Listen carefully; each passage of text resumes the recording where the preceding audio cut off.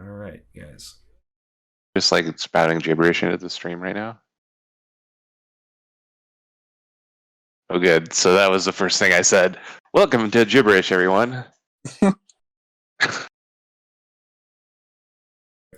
everybody. Welcome to the Shuffle Bus. Jesse here. We are getting ready to get started here with Matt and Brian's AIL match. You're going to get commentary tonight with a special guest, Carl Diaz from the Discord is going to be joining Neil to do commentary. I'm going to be running chat for tonight. So, yeah, let's just get this thing started and let these guys get going. Yes, there should be sound here. Hopefully. Everybody's getting sound? I heard myself spouting gibberish.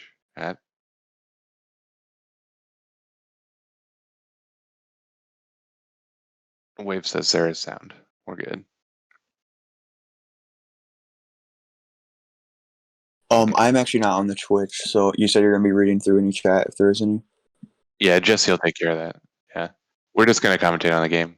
So Good deal. do you want to talk a little bit about where we've come from while they're setting up? I mean, this is your baby, right? Yeah, this is my my baby, the AL. Give a huge shout out to Adam. He did a great job helping manage this as well. Helping with the standing spreadsheet to take care of all the standings, all the strength schedule, and he did a lot of the back end work. But Matt and Brian are both excellent players. I played them both many times, and they both make me sweat when I have to play them. Matt has won two of the three AILs that finished already. That's a pretty good ratio. He won season 1 and season 3, if I'm remembering correct. And then Brian won the complete your collection tournament. So this is a pretty good matchup between them. And if I recall, Brian made his competitive debut in AIL 3 and made a big run with Brennan. So it's nice to see him in the finals this time around. Yeah. Are you surprised by either of these Phoenix Borns? A bit, right? So with the way the meta is going, having Harold, I guess he's kind of Brian's probably meta picking for Matt, knowing that Matt kind of likes allies, likes big units. But the way that meta is going is River Skull has been pushing big units out. River Skull and the Flash Archer combo, dealing 4 damage, discard it. So Harold's an odd pick, just because his ability seems redundant with the Flash. River Skulls everywhere, and a lot of people having to go wide now. Right. The game, River Skull has made the game less about like unit on unit combat, so the mark is less impactful. Though Echo is also a unit on unit combat kind of Phoenix Born, right? Because his ability boils down a lot of times to like target unit can't counter.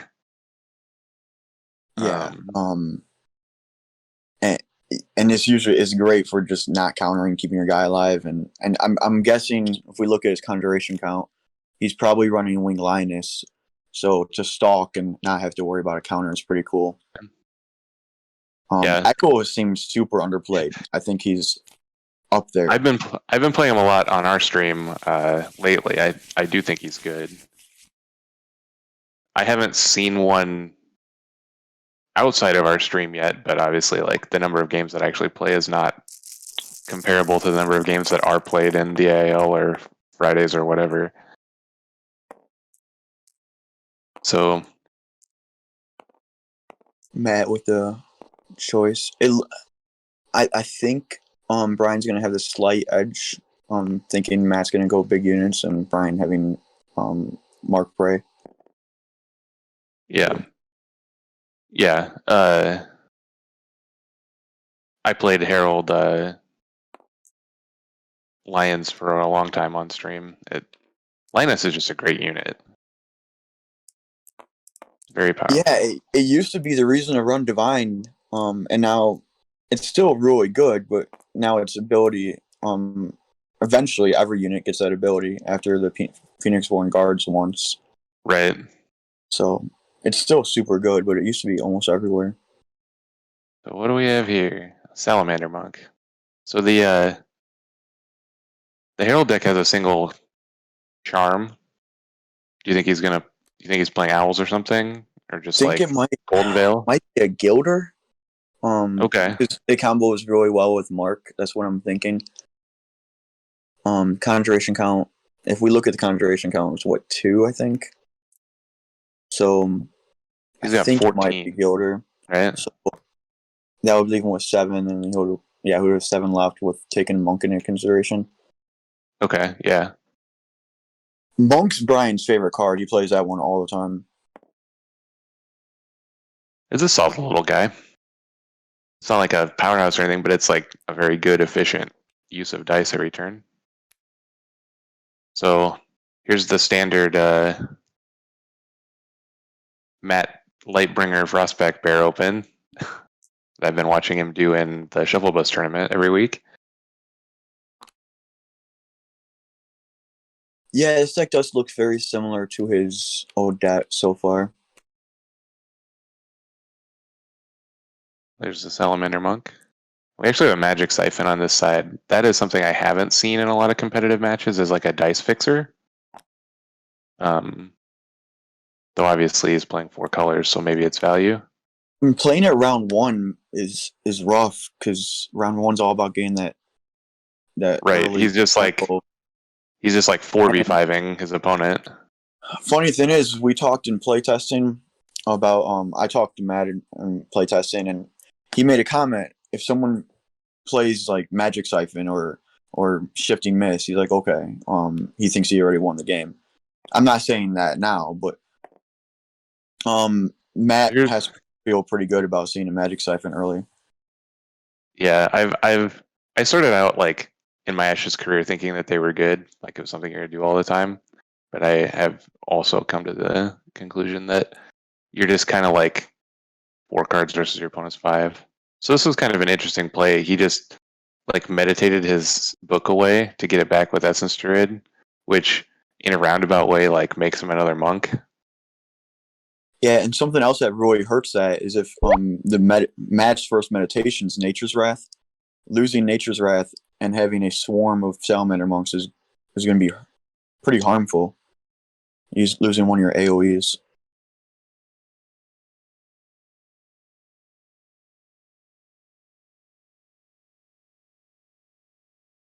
And the Essence Druid does a fantastic job blocking the bear as well.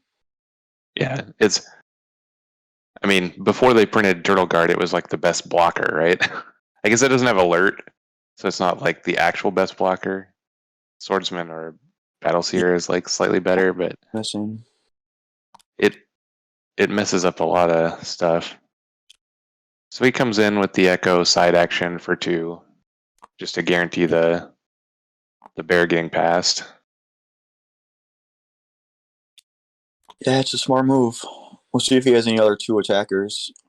If not, Massive Growth might be a painful move later in the game. Let the Salamander book again there. Yep.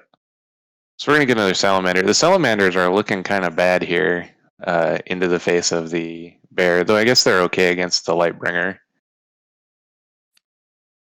Kind of like make the Lightbringer into just a 1/1. Yeah, and they're pretty cheap attacks with Mark. Yeah. So he meditates a couple times. He puts Blood Chains and a law. Is that a Law of Domination? Law of Domination. I don't see that one pretty often. And he meditates up to Ceremonial Power and 2 Divine Powers. Makes a Lightbringer. Okay. So He might have a Grave Knight somewhere in hand. right, that's a good proc. Again, that's a card that's in his first 5 a lot of times in the Shuffle Bus tournament. So this deck is looking really similar to. What does seem a little questionable is him over meditating when Brian has a Magic Siphon on board. So yeah, That's true. He could get like about as much value out of the Magic Siphon as you can by turning one of those powers down. Yep, and he does. I wonder how many side actions he has in his hand because if he doesn't have many side actions, it probably would have just been better to meditate once a turn and not have to worry about losing any cards to Magic Siphon. So he meditated again. He hit a Chaos Gravity this time. Yeah, I think he's pinging that, saying that's a rough loss. Yeah.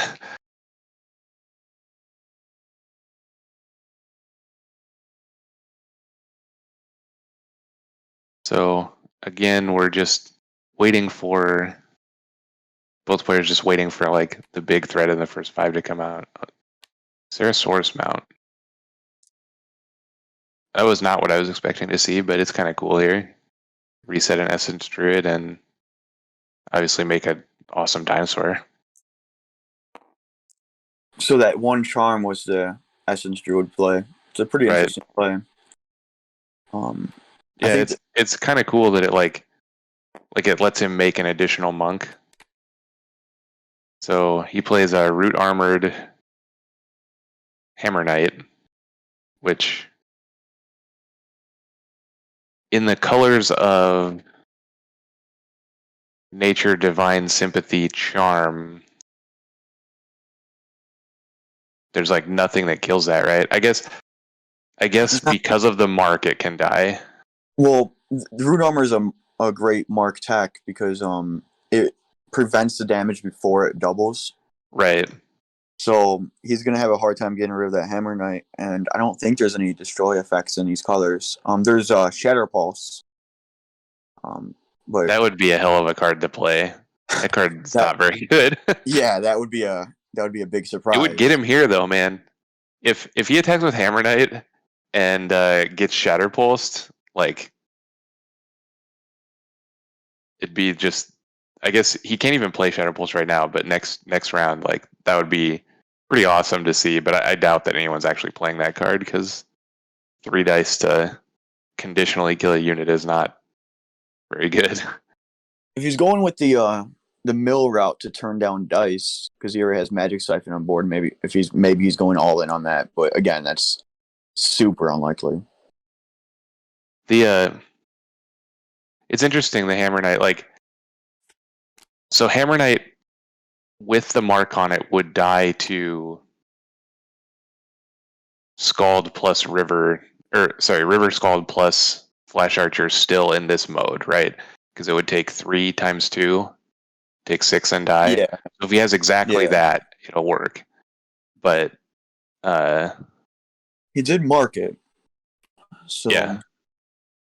Maybe he's just like, man, those Salamander monks look real crappy right now.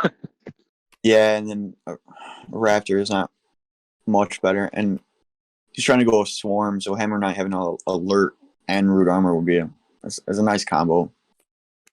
Yeah, having only like the 2 outs that we just spoke of that I could think of in these colors, that Hammer Knight is gonna just crush him. It's gonna beat him straight to death. I'm a bit surprised he marked the Hammer Knight, because even if he does attack it with the mount and the Essence Druid, I don't think it still does it, right? Because that's 4 from the mount and then 2 from... Actually, yeah, that would do it. Right. So he's going to spend like the rest of his turn and several guys... Oh, God. Ooh. Now he's... And like, none of that stuff we just talked about is going to happen now. Right, that is rough. He was thinking about putting on the Raptor, so Brian couldn't get mount it. Yeah, but he just doesn't care about the Raptor now. Like, there's not enough damage in play to kill the Hammer Knight. So he can make a dinosaur, whatever.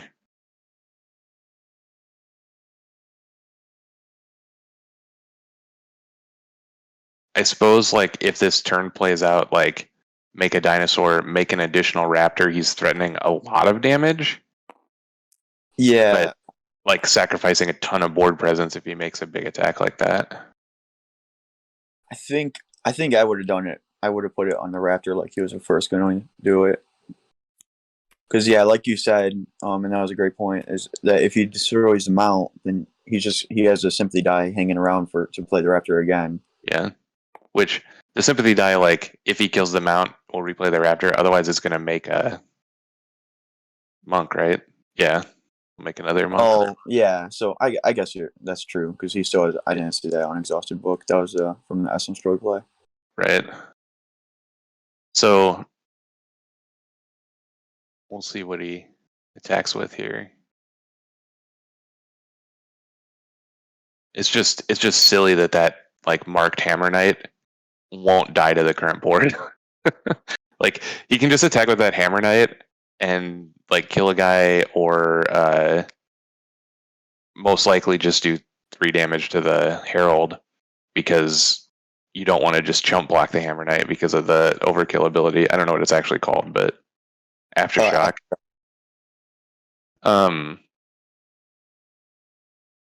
So it's going to do 3 to the Herald, and then his whole field of dinosaurs and like other dudes just will do 2 damage to the Hammer Knight and it'll recover. So he's attacking it with the mount, and I think you could just alert counter it. It's an odd move for Brian. I think maybe He wants that Raptor back, is what he wants, I think. Like, oh that's true. yeah, he wants to put some like the 1 damage on or whatever. And then he's kind of giving up on the second Salamander Monk. Right. The additional Raptor is probably better than the Monk, because at least the Raptors like have the potential to like he can't block a Raptor now with his Hammer Knight. He's attacking the Raptor. He has to take. You got to block with Herald. Oh. Well, because if he blocks with Herald, then the Hammer Knight gets his Aftershock because you can't block again. Yeah, this is rough. That the Chaos Gravity was real big.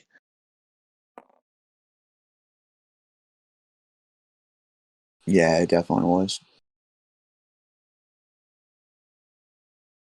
Did he attack with Hammer Knight before using Chaos Gravity? No, the removal was from the bear. The bear attacked twice. Oh, okay, got you. Yeah. Yeah, he used the put 1 on Essence Druid, missed on the move 1. I mean, the actual action is like put 1 on Monk and then move it to Essence Druid, and then remove 1 from bear, because you have to do all the parts of it, but they just shortcutted to get to where they are. So he is going to get to make the Raptor. Oh, he's not. He's going to make a Monk instead. I guess at this juncture, it's about the same. Just 1 less card to mill yourself.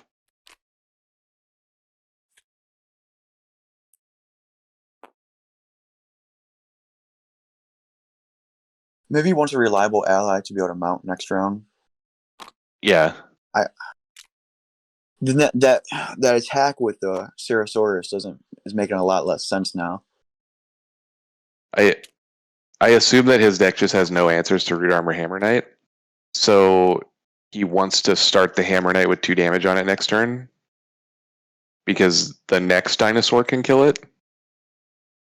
And if we're under the impression that like the Root Armor is a 1 of, all the future guys will be bad, but that Root Armor has like 3 for 1 dim already. Yeah, that's a great Root Armor.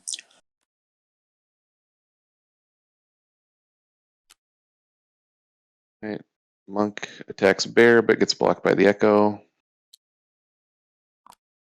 Other Monk attacks Echo directly. So yeah, Matt's board looks great. Still has the very hard to deal with Hammer Knight. Yeah, this is rough. So, if he starts this round, he could get an early massive growth on the bear while the Hammer Knight is still taking up the mark, and that would put him in a rough spot too.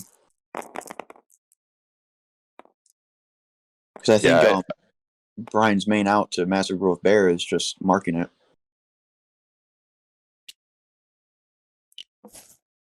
Right. Because he's never going to be able to jump block it because of the echo. Yeah. Like, he'll have a board full of 1-power dudes. Oh, so we got a Hydra now. I've heard that that's a good unit.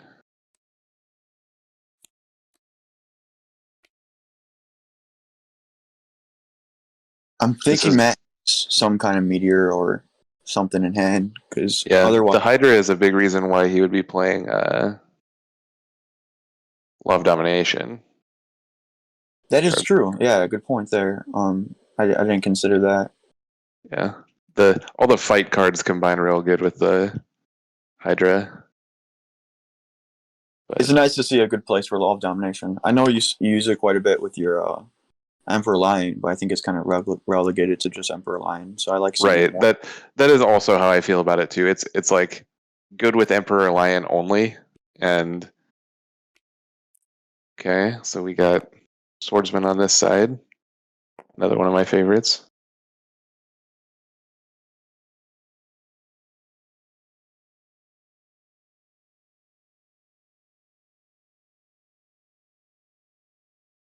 Just none of Brian's guys line up good against Hydra or Hammer Knight right now. I think if you could get the Swordsman through and get the Hammer Knight down, it can exhaust the Hydra before it really pumps up. Right, and that's definitely a threat right now, where Swordsman can kill the marked Knight, but that's assuming that Matt has nothing, right? We know he's played 2 of the Chaos Gravities. And his dice are pretty poor right now.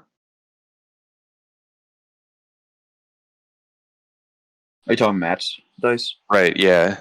I'm trying to think of things he could do to stop the attack from the Swordsman, because that is going to be really powerful next turn. You have Chaos Gravity.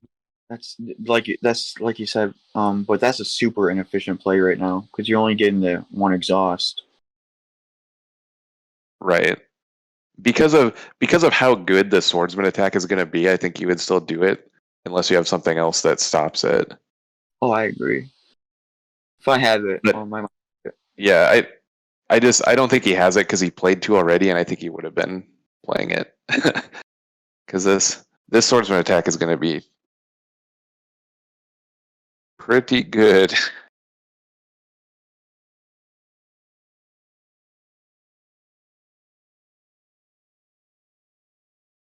So it's interesting that this round, Brian spent it just like threw his charm dice away.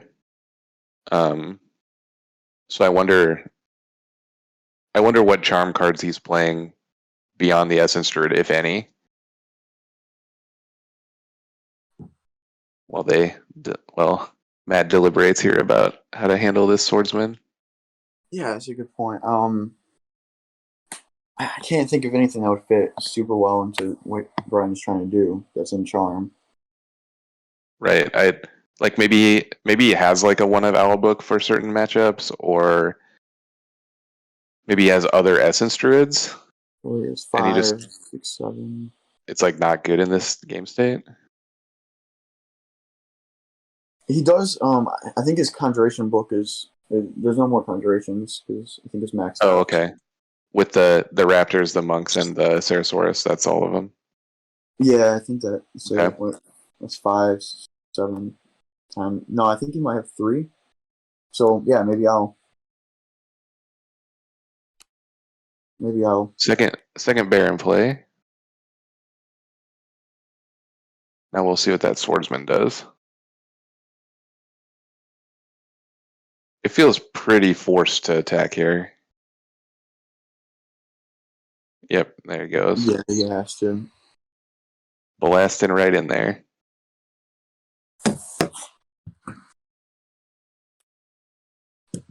What do you exhaust, though? Do you exhaust the Hydra? Like, That's a good question. I don't. If he fears a meteor right now, Hydra won't be a bad option. yeah, that because of Meteor, that's probably correct that it has to be Hydra.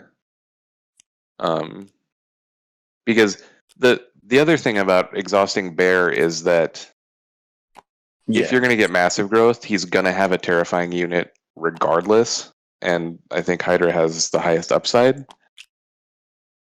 So that's probably good. This way, if he meteors, he can't heal the Hydra either.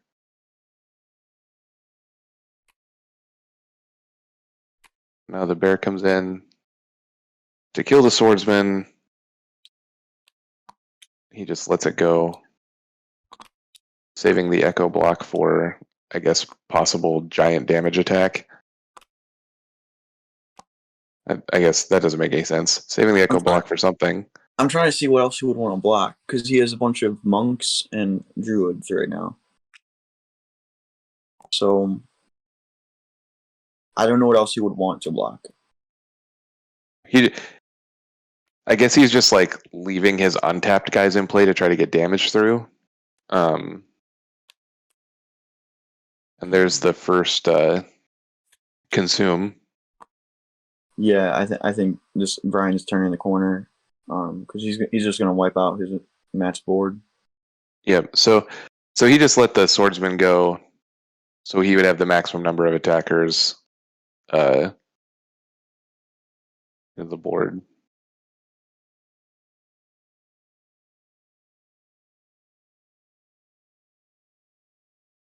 Yeah, that Sonic Swordsman was really big. Really, really big.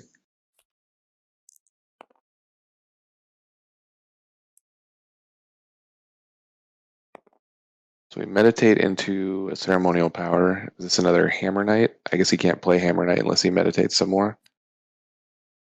There's a Grave Knight and close combat. Double Frog. No. Frog and Divine Power. It's a Grave Knight. Yep. It's going to get one overkill, but he's going to mark it. Right. That consume was big too to have the second mark. Wait, shouldn't it be exhausted? Because he had the mark from a previous round. He made a mark this turn. He consumed. He's gonna have third mark. Yeah, that's right. But you were absolutely correct going into the match, talking about how Harold was going to be good against the deck full of the 3 dice units that Matt likes to play. Because obviously that's what we've seen so far is Hammer Knight, Grave Knight, Hydra. It's a bunch of the larger dudes. That's been a big byproduct of the AIL with being able to switch decks constantly, is that you could really, if you know your opponent, you can really just pick a deck that's good against whatever they like to play.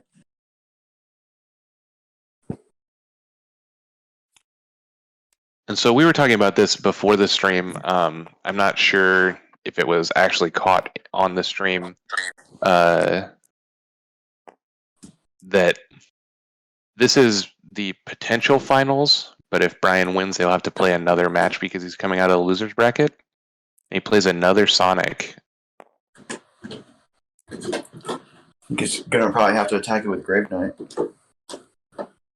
Force him to take so he side actions so he side actions to kill the monk, so he only has one real blocker that will have to be the swordsman when the Grave Knight attacks. That's a good play.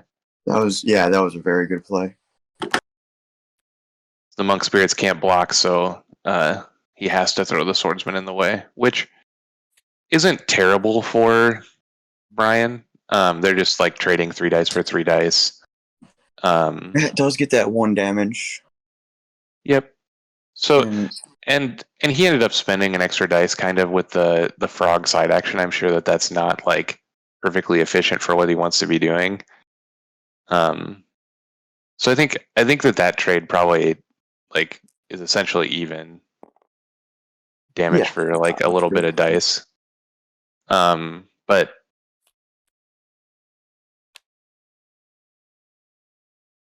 okay, so we're summoning another monk. we're building up a board of these little salamanders here, and they might get in for some significant damage. Does he have an ally to mount? I could. Oh, he doesn't have the dice to mount it, so no dinosaurs this turn. A pass from Matt. We're gonna mark something. Hydra, I suppose. Yeah, I would. Does he? Yeah, I would assume it's Hydra. Well, Because does he have the 4th damage? Because he has 3 damage in attackers right now. Well, Mark doubles it. Oh, of course. Yeah. So if you mark yeah, bear, you're essentially wasting a damage. Right. This is much better. So yeah, the Matt passing out here is gonna make this turn. Okay, so the nature power finishes off the Hydra. Just get some 2 damage in. Yeah. Keep your units just convert that frog into a couple attacks.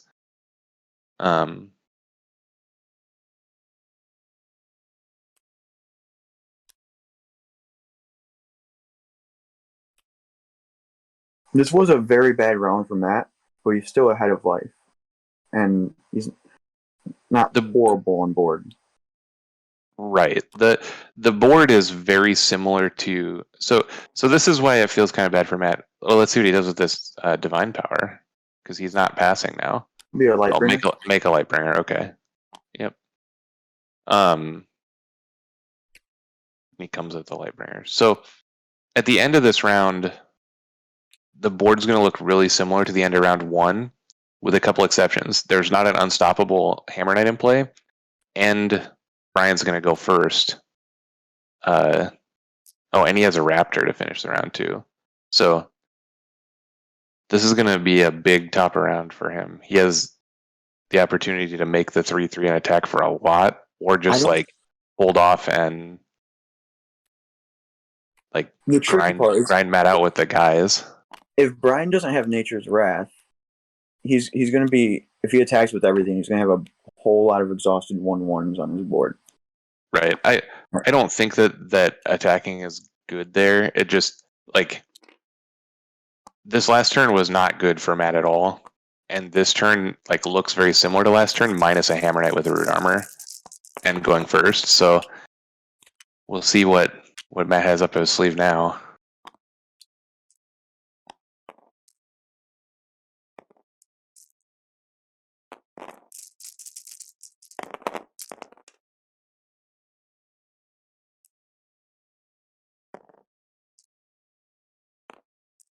Matt only having 10 cards in his deck is not insignificant, especially with Magic Siphon on board. He's not so far. I mean, the board's going to eventually get somewhat clogged. That might be significant. Yeah, absolutely. I mean, you can tell that even with the Magic Siphon, he's been meditating a ton. So side action is make a dinosaur.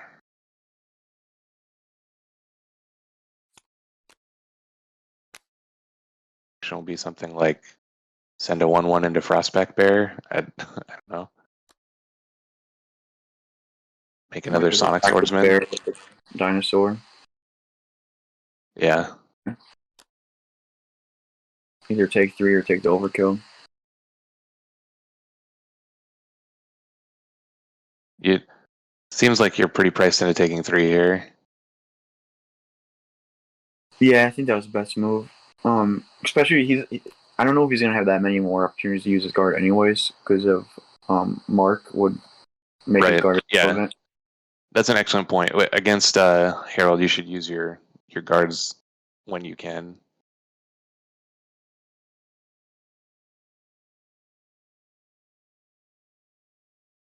All right. Ceremonial power. This looks like a Hammer Knight. Oh, nope. Massive growth. Okay. He has to put a 2/2 out, or else that Essence is going to get hit with Echo. Not 2/2, but a 2 attack unit.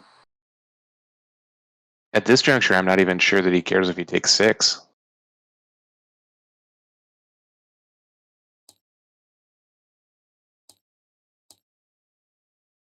Yeah, it depends if he has another chaos gravity because taking 6 twice. That's true, yeah. Getting the untap would be pretty brutal.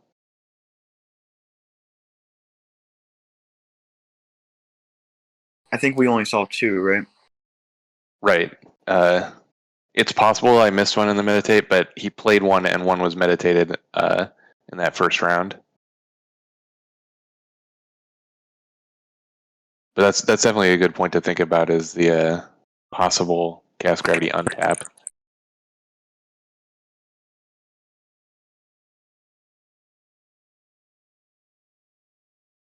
Looks like the Jesse got kicked out of the game momentarily, so you folks will just have to believe me about what's going on. So the massive growth bear has a mark on it now. That was, pretty expected.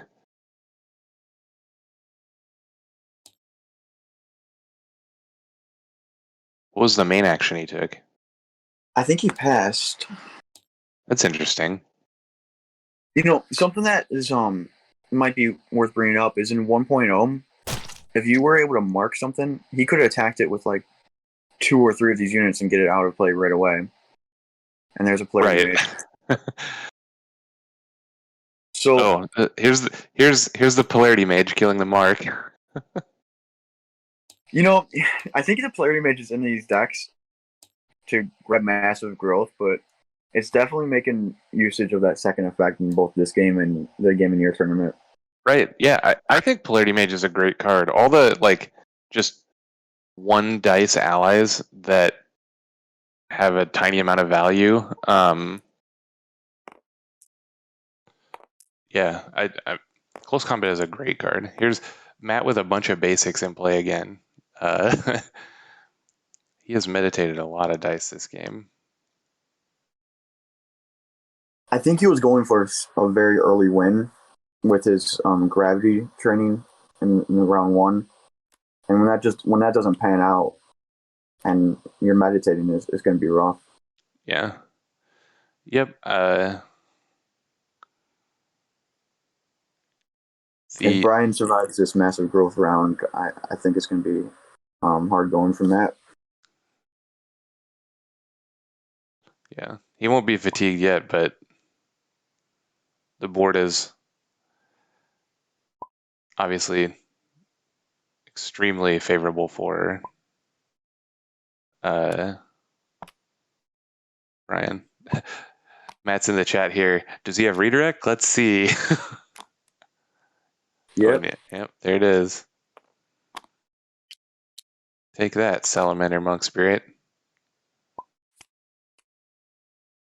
I think that might have been it. Yep. Because with Brian having Magic Siphon on board and him having 2 units that are 2+ attack, it's going to be hard for Matt to get a big massive growth swing next round. Even if he does use Chaos Gravity to unexhaust his bear right now. Right, because the single dice gain 6 is just gonna, stretch this game out long enough that there's just not a lot Matt can do anymore. He's gonna take this little ping damage and he'll probably concede before he starts fatiguing. I don't know if Brian would actually be able to close this game out with regular attacks, but he doesn't have to. He can just play defensively and grind him out.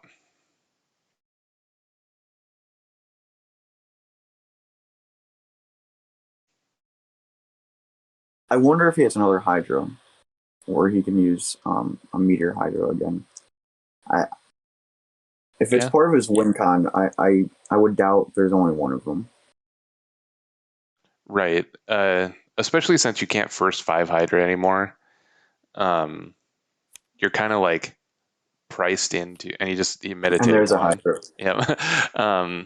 You're kind of priced into playing several copies just so you have the highest chance of drawing it. I'm gonna zoom out a little bit here so maybe I can catch some of these meditates. What was that? Regress. It's a pretty good card for a terrifying deck where you want to Right, decrease your 'cause unit's attack. it essentially says like target unit can't block as Yeah. its side action for a class dice. So make another bear. All right, this bear is a lot less scary than the other one.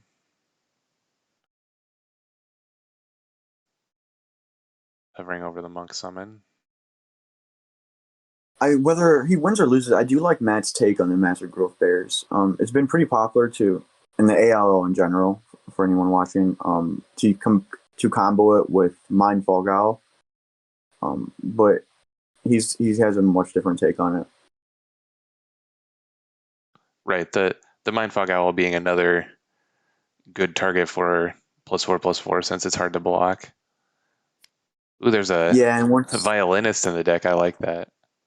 Once the bear gets through, the owl gets through, and if you use a card like exhortation, it basically gives you a 16 damage attack with 2 units. Right. Exhortation is kind of a goofy card. It's just like, when it was released, I thought it was pretty bad. I'm glad it found its place. Yeah, it's like we talk about this on the Shuffle Bus stream a lot. Like it's like one of those cards that has like just the lowest floor and the highest ceiling. Like when you play it, if you're gonna play it, and there's the third copy of Summon Hydra.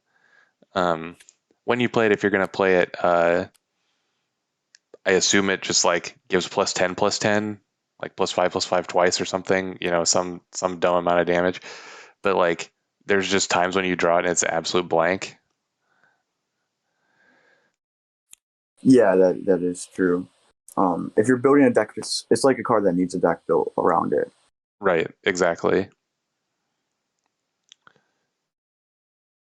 It's in the same discussion with the card Accelerate that we were talking about on stream. Like I think that card has just like super high upside and like very low down, like very low floor. However, those two cards combine very well together, I think. If you like Accelerate and then play Exhortation twice. Yeah, I think that might be overkill. It's definitely unnecessary, but like combo decks like that, do that kind of thing.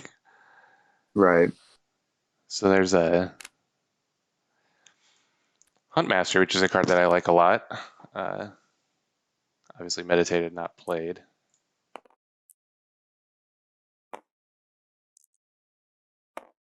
Just another one of those kind of 7 stat points for 3 dice kind of cards. It's one of those cards that I never play, but I don't want to see across the table. I have quite a few cards like that. Okay, here's the combo: the Hydra fight a monk or something. Yeah. Maybe it's a bear fight something, but the exhausted monk. It's a good call. And then it's going to get his head. Yep, and it'll put a head on and heal it. So now we have the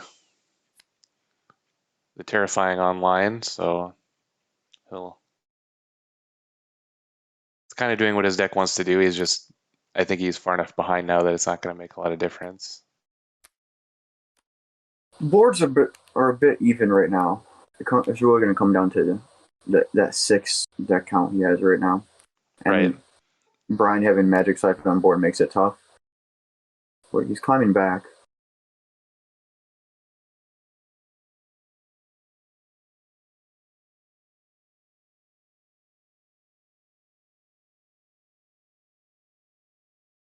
I like the Law of Dominations in this deck. I think they look I definitely agree. I think they look pretty good. But like you said, it's kind of like an awkward card.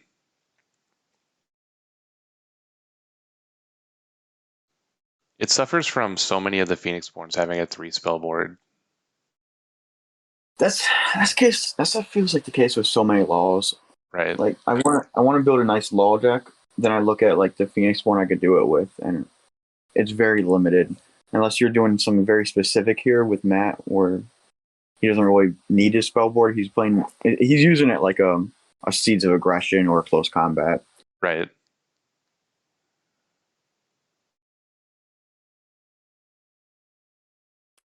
I think Stefano's found a place with Law of Grace and Law of Fear in his Remia. But it was 5 spell board, so he had to Right. face The Rymia spellboard makes a big difference in that, because a lot of the decks that I've been playing, even with Emperor Lion, look like this deck that Matt's playing, where you just have like an Emperor Lion book and one other book, and then your third slot has to stay open at all times so you can play the law. It just feels kind of bad. So was that a double pass there? Yep. I think he had 2 unexhausted units. I think that was a good pass for Matt. I think it wasn't a bad pass for Brian either. Yeah, his 2 monks weren't going to get a lot done, probably, into the untapped bear and the untapped hydra. But Matt really needs to think about preserving his life total. Because if Matt wanted to, he could have got through with 4. But with Brian having a dice left over, and that's rough.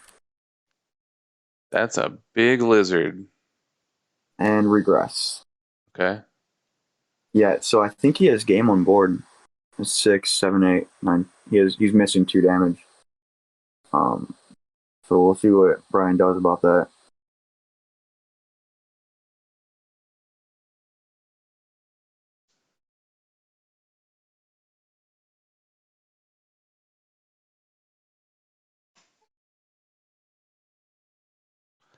Massive Growth is a swingy card, man. It's very, very strong, especially when you combo it with the Terrifying. Yep. So the 6 power Hydra, Terrifying 1. These monks are not good blockers in this matchup. Yeah, the monks are in a rough spot. They're pretty good with Mark though. They did some work with Mark, I think, earlier. Yeah, they've been good this game. Just right here, they look pretty sad.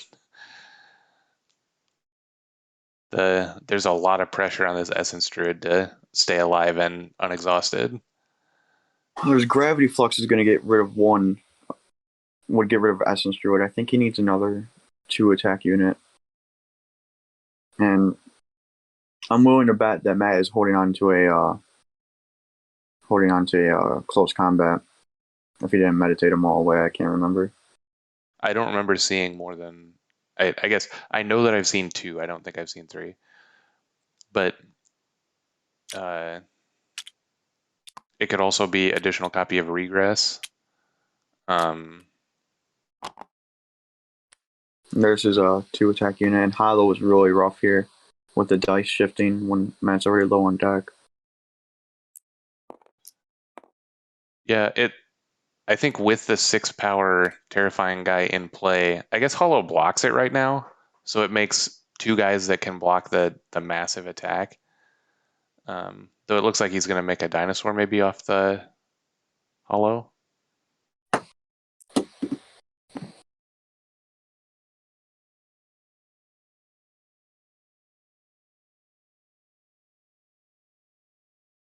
This is really interesting. It's like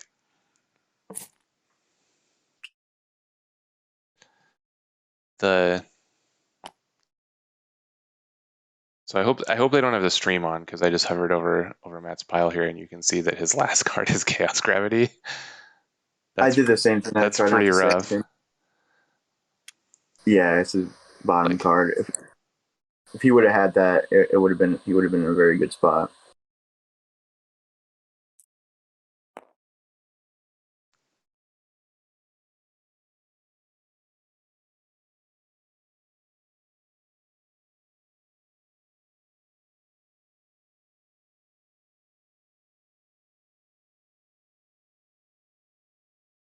Yeah. Lightbringer is not doing a whole lot for Matt this game.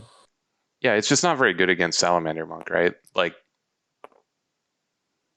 the Salamander Monk eats it. It's an even dice trade, and the Salamander Monk leaves another body behind. Like it's so free. Uh, Yeah, and particularly in this matchup, like it's not always bad against Salamander Monk because you get to exhaust it, and then you don't have to deal with it blocking and making a spirit. So you can just take the one or right. whatever. If they attack a unit, you could take the one on the unit. If they attack the Phoenix Point, you could take the one. But ooh, There's that's the rough. last growth. All right. And he can't have a regress now. He used his ceremonial.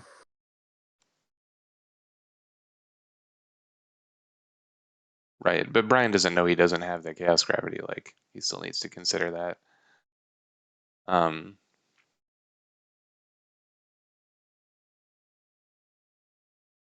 he just needs like a third 2-power unit, and I think he's pretty home free. We don't know I wonder what's if in they Matt's have. hand, but Is that what's his battlefield at? 7. yep. He's got one left. Yep. Enough that this could be a Sonic Swordsman. It could be Huntmaster doesn't seem great when there's not enough room in your board for the Panther. Maybe he thinks he's going to trade one off before he plays it. There goes Hollow. That's And something.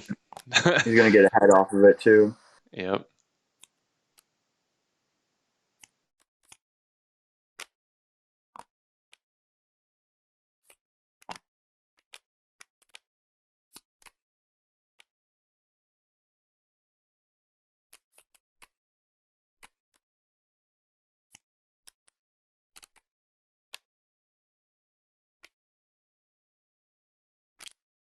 That was one of the best Nature's Wrath I've ever seen. That was definitely a strong one. So where are we now?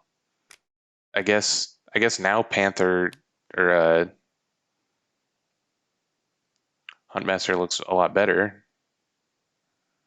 Yeah, it's a 2 attack unit that we know he has at least one in hand. I don't think Matt really cares about the Panther Spirit. Right. But he cares about the 2 attack. Right. This is just, I mean, I guess it would have been better if he had a cheaper dice unit that was a 2-attack unit, but this way he gets a blocker for one of the giant men, and he gets an attacker to ping the life away, because we know how close Matt is to fatiguing out here. Oh, meditating to the snake probably feels really bad for Matt here, because if there's another redirect, then he's gonna care about that Panther Spirit a lot. Well, he could sack a Spirit, or he would probably want to sack him the exhausted mount. I mean, not the exhausted, the regressed mount to get something back. Right. The small spare attacks. I think he just takes 2 here. Yeah. Yeah, he's definitely not throwing his blockers away to the small one. Hydra's attack now. 4, 5, 6, 7. Yeah.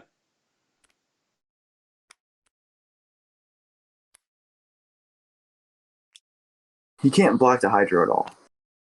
So if by Right. any chance he has a Molten Gold in hand, he could win next round. That's a good point. We haven't seen a Molten Gold go by yet that I noticed.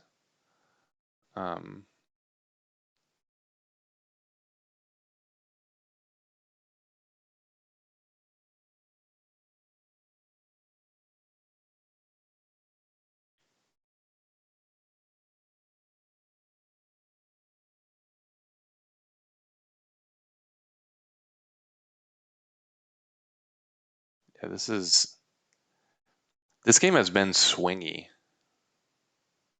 Yeah, definitely. Like multiple times in this game, like it seemed like round 1 it seemed like Matt was really favored. Round 2 it seemed like Brian was really favored, and it's just gone back and forth like that. It's it's interesting that like as much as I dislike alteration spells as a principle, the cards that have made it seem like Matt was winning are all the alterations. Yeah, I was gonna actually ask you about that. Have you changed your mind about alterations and ashes? Not as Specifically something like root armor or massive growth are really two big ones. right. So in principle, I still believe that like you get yourself 2-for-1 a lot of times. Though the way that these games that I've watched specifically Matt, play out have made me change my mind about root armor. Um, because of all the things that you said, because of all the things that everybody says about root armor versus scald, because scald is so prevalent, root armor becomes good. And obviously it showed in this game where that root armor made Brian pay a lot of dice and effort to kill that Hammer Knight. And the same thing happened in one of the Shuffle Bus tournament games I watched Matt play. He had a Grave Knight with a root armor on it, and his opponent just was like crying himself to sleep. All right, Giant Bear comes in for a swing. We're going to throw something in the way. Okay, Dinosaur in the way. Wonder if Matt meds up here to get some either a divine on his to ping off his Hydra a little bit more. Oh, he countered with a mount. So that leaves a Hydra, so the Hydra still can't be blocked. I'm a bit surprised Brian blocked it with the mount instead of either the Huntmaster or the Essence Druid. I guess he wanted the... I don't know why you would want the Anchor Knot back. So he's going to bash in there for 2 with the Spirit. Okay, that's essentially just like a pass, but you can't pass kind of action.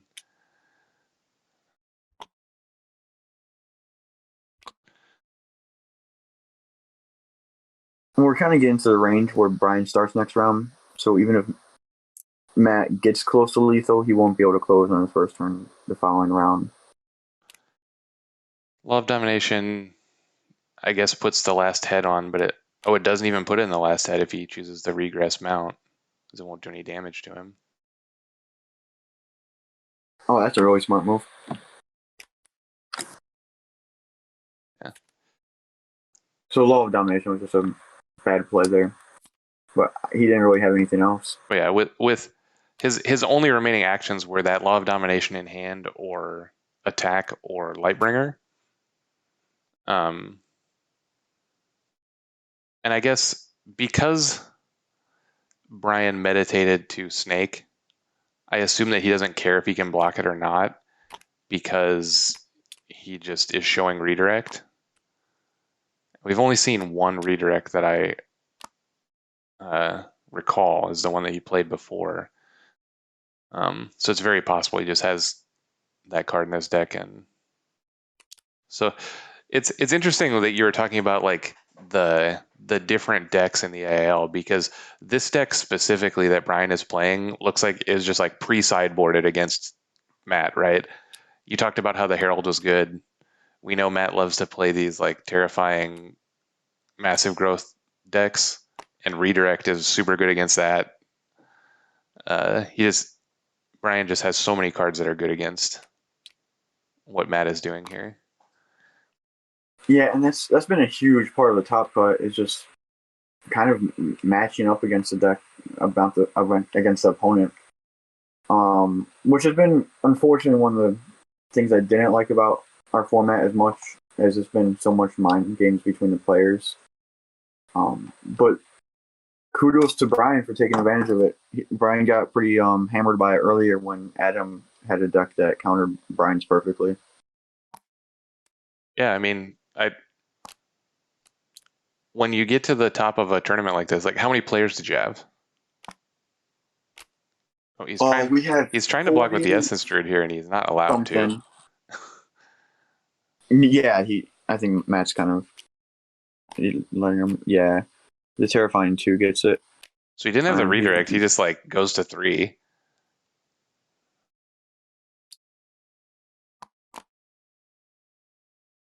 I don't think he cares. Right. The game is over here. Like, which I'm a little surprised at. Actually, I don't think it matters either way. But we had like 42, 44, somewhere around there. right. So when you get to the top of a tournament like this, that is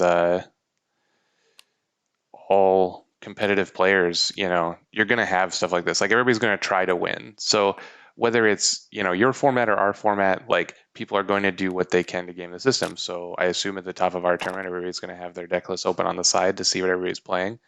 And in a tournament like this, you can, you know, build the deck to beat the deck you think your opponent's playing. But this was a really interesting game, and obviously they're just cleaning it up here now because Matt was going to take 5 fatigue and he was at 9, so they're just counting. And I really don't want to take anything away from Brian's deck because it's a good deck. He did a great job. I agree. It has a lot of cards that are good specifically against Matt, but it's also playable by itself. Like it's like all the cards he's played are good and very feasible to be in any deck, let alone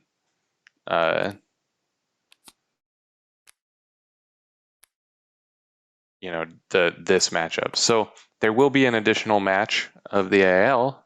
We'll get to do one more of these. I kind of wish I could hear what they're saying, but I assume it's just like Matt's like, well, this Cast Gravity is the bottom card of my deck. So if those two were flipped, I would have won. But yeah, seeing only one Chaos Gravity did hurt. Yeah, the both of Echo's things, his ability and the Cast Gravity, are both very strong, I think. So he missed out on that. Like, it feels bad when you play a Phoenix Born, especially one that is like mostly in the loyalty card when you don't draw him. But obviously, he used the Echo ability every turn. It was good every time. It just sucks he meditated that Cast Gravity in round 1, and then his other one was the last card. Yeah, I definitely agree. That hurts. A comment I want to make about Brian's deck is his style of deck is something that we didn't see played a lot in the AIL, and it was pretty prevalent and pretty good in playtesting, at least when Brian and I playtest against each other. Is this hybrid deck between swing and mill, and him having siphons and hollows, being able to finish off with mill, and getting into range with swing is a combo that we haven't been seeing a lot. And I think hopefully it becomes a little bit more prevalent because I think it's strong. Yeah, it's just like what I would call like a mid-range deck, you know, where it applies pressure, and so that it has elements of the control deck where it just has like answers what your opponent's doing, but still applies enough pressure that like you don't have infinite time. And like you said, there, like the Magic Siphon accelerates it a little bit, but just forcing your opponent, who may be on a very aggressive deck, to meditate a ton more than you do, right? And it's just that pressure that Sarasaurus or Sonic applies on top of just, you know, the normal actions of the game that cause you to be more efficient with the cards in your pile than your opponent. Yeah, totally agree. There's gonna be some serious mind games going into this last match. Yeah, I'll be curious to see how that works out. Hit me up. I would love to commentate it again with you if you're interested. Obviously, we'll stream it, or if you want to stream it or record it or whatever, I'd still be happy to do it. Because that was really fun to watch. I do appreciate you both hosting me. It was fun. Yeah, thanks for coming, Carl. We it was a fun game to watch, just to be a spectator. There was lots of chat going on. I think there was a particular point where Matt had an opportunity with a single meditate,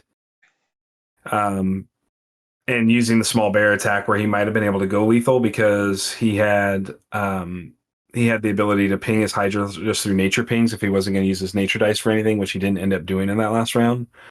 So it was curious to see that line of play not work out. Obviously, the Chaos Gravity makes a huge difference if he has Chaos Gravity over Law of Domination. But obviously, you start running out of options pretty quickly when you're down to your last 4 or 5 cards, and meditation feels really, really scary to do if you don't get it right. So, Brian says, I feel like I'm on game 20 of my AIL season in Discord. That's pretty funny. So, we appreciate everybody that came and watched. I think at one point we were up around 15 or so viewers. That's awesome. We're going to continue to put content out like this. You can look for this game to be on our YouTube channel here in the very near future as well. I am sorry about the technical difficulties. I don't know what happened. My TTS just basically stopped working. So in the very middle, I'm sure people like lost some video and then got the video back and lost some audio, and then it all came back. But I wish there was a better way to have handled that, but for whatever reason, because we were still getting audio while the video was down. So I was just trying to get TTS to pop back up, but it just kept spinning Wheel of Death on me when I was trying to find the game. So don't know what's going on there because I didn't lose connection anywhere else. So who knows? But we will have more coverage of AIL for, I guess, one more game left, Carl, which is pretty exciting. Longest tournament ever, the man. grand finals. It's the longest one we ran. I was gonna say you're approaching 5 months at this point. That's pretty impressive, not gonna lie. But it's cool, and it's been a lot of fun to watch these players brew up new decks, and I think that's one of the things that's really great about AIL is that sort of flexibility.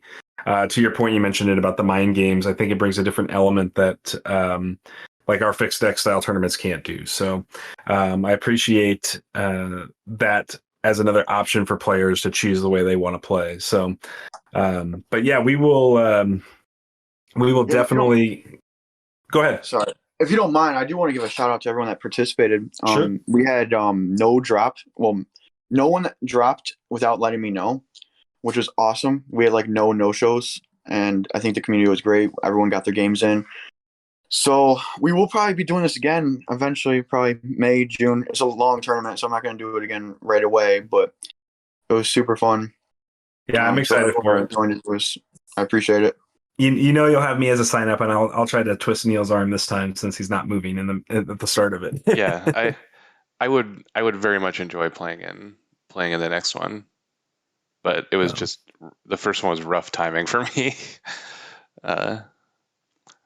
But 5 months later here now we're good. Yeah, exactly. So. Time is the best improvement of all. So, well, it is First Friday night for everybody. So if you're in our chat, be sure to go over to the Discord and find a game. That's the best time of night to play a game. There's a bunch of people still probably lingering around for First 5 Fridays, and it's a great time to meet new players and just try out different casual ideas or competitive ideas. So. Hopefully we'll see some of you in some games here in a little bit. That's where I'm headed after this. So I appreciate everybody that spent some time with us. All right. Well, thanks, Neil and Jesse, for hosting me. It was fun. I'll see you guys around. See you, Carl.